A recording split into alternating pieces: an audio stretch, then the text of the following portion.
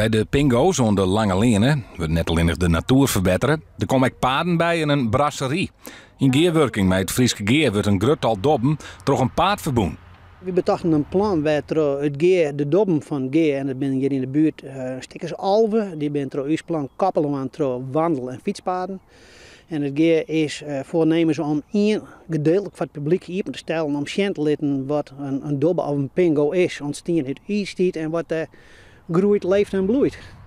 Het gebied moet weer schitteren in de glorie van Jertierts, want ze willen Een stukje beleving van vroeger waar we hem kregen, zat het hier weer. een van de paden moet toegankelijk worden voor de rolstoel of rollator. Speciaal voor de ouderijn. Maar er is ook een soort omdenken voor Ben.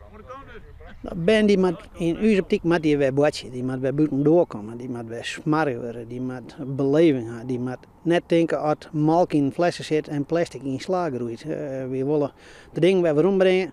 Als je er maar heel iets beetje van oppikken, dan hebben we ons bijsel dienen en dan is het voor u al slag om daar een beetje te betekenen. In september moet alles klaar wezen.